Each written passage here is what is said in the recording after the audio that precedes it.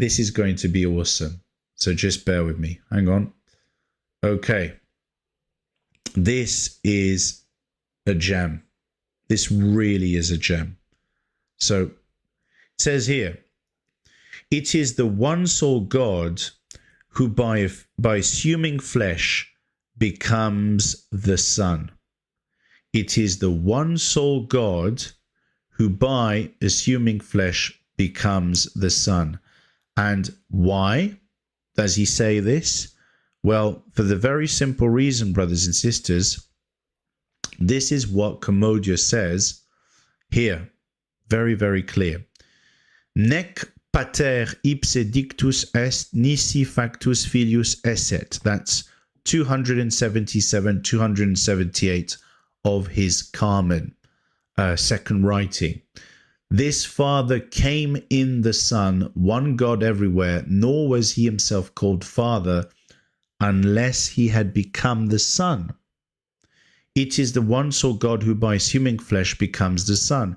How is that for Monarchian? That is absolutely Monarchian. He's literally saying that he had become the Son. The one God had become the Son, so he is himself called the Father.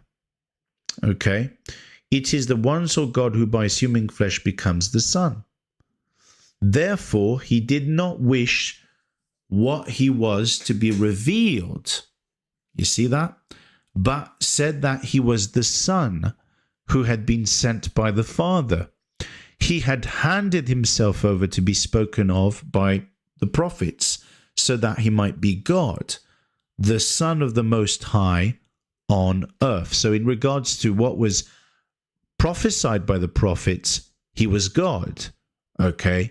Because we go back to Isaiah 9:6, he will be called Wonderful Counselor, the Mighty God, the Everlasting Father. Isaiah 7:14, right? That, from above, what will be conceived is from above, Emmanuel, right? God with us. And other passages like Zechariah 12:1, this is, eschatological, obviously it's eschatologic in nature, but it's still talking about the accomplishments and all of these things that God will perform in the future. In this passage, Son of God would seem to denote God in his self-manifestation. We quote another passage, unfortunately mutilated, okay, which clearly has very much the same meaning.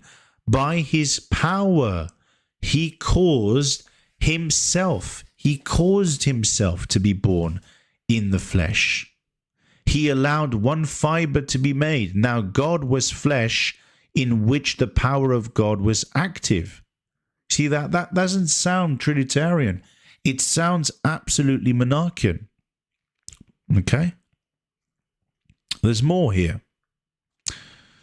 This is again quoted by Commodian, the very book that was,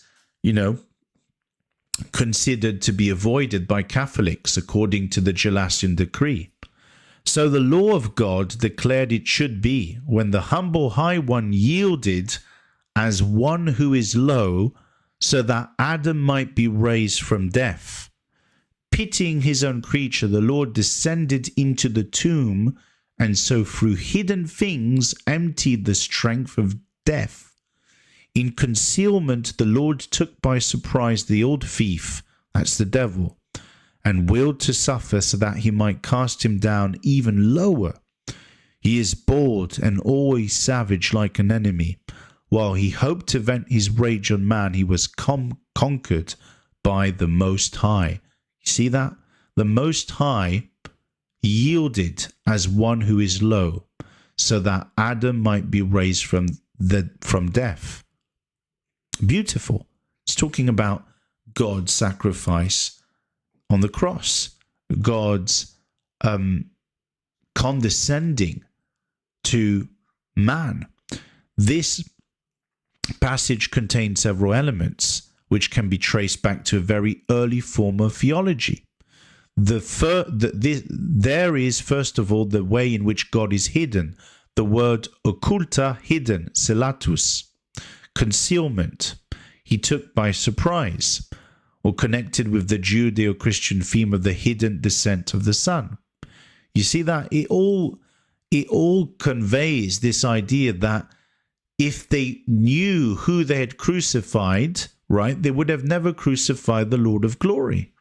If they had known, they would have never crucified the Lord of glory. Why? Because he hid himself, right? The world knew him not. If they had known, they would have never crucified the Lord of glory. Let's keep reading. Death was